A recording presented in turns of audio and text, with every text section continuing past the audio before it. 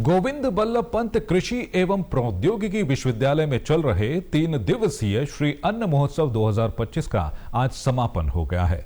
महोत्सव के अंतिम दिन विकसित राष्ट्र के लिए भारत में श्री अन्न की पुनः खोज विषय पर राष्ट्रीय संगोष्ठी का आयोजन किया गया।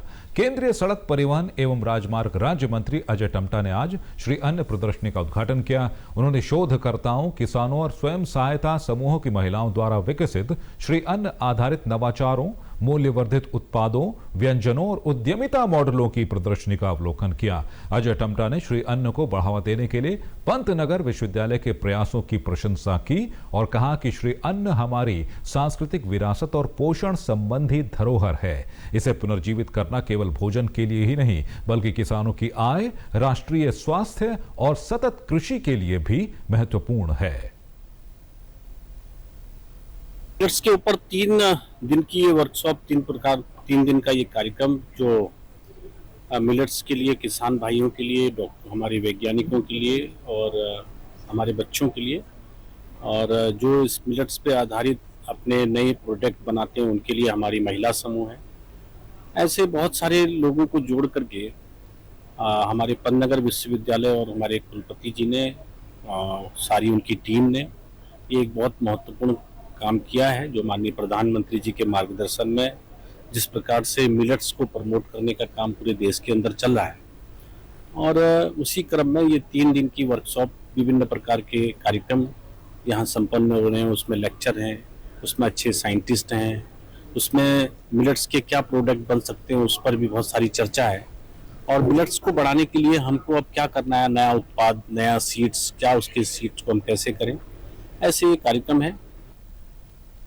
और विशिष्ट अतिथि के रूप में तेलंगाना के मिलेट मैन के नाम से प्रसिद्ध वीर शेट्टी पाटिल ने श्री अन्न उद्यमिता में अपनी सफलता की कहानी साझा की।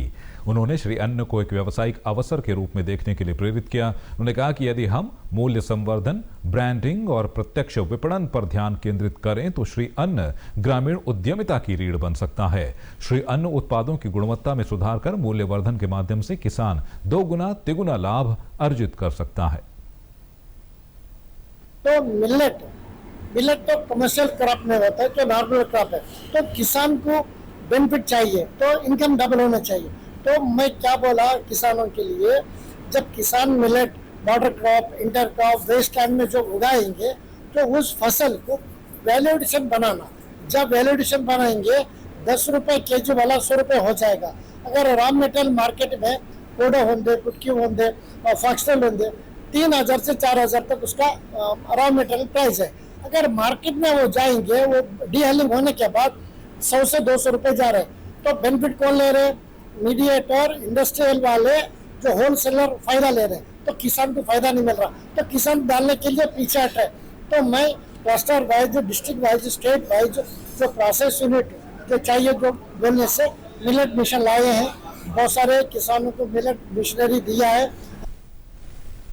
और वहीं कुलपति डॉक्टर मनमोहन सिंह चौहान ने कहा कि हरित क्रांति का नेतृत्व करने के बाद पंतनगर अब श्री अन्न क्रांति का नेतृत्व करने के लिए तैयार है। उन्होंने कहा कि श्री अन्न जलवायु अनुकूल फसलें हैं, इनको उगाने में कम संसाधनों की आवश्यकता होती है और ये कृषि प्रणालियों को लचीलापन प्रदान करती हैं। उन्होंने कहा कि कार्यक्रम का मुख्य उद्देश्य मोटे अनाज की उपयोगिता के विषय में समाज के अंदर जागरूकता पैदा करना है, क्योंकि इसके उपयोग से हम अपने शरीर व मन को स्वस्थ रख सकते हैं। उन्होंने कहा कि विश्वविद्यालय के 23 छात्रावासों में सप्ताह में 2 दिन श्री अन्न आधारित उत्पादों को भोजन में शामिल किया जाएगा।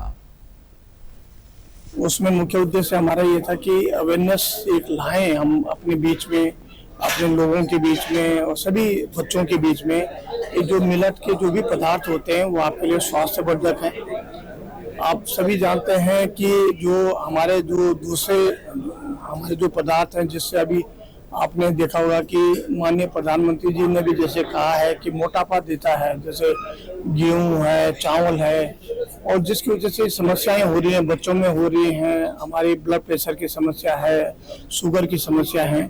और इसका दूरी तभी हो सकती है कि जब हम मिलेट को इस्तेमाल में लाएं।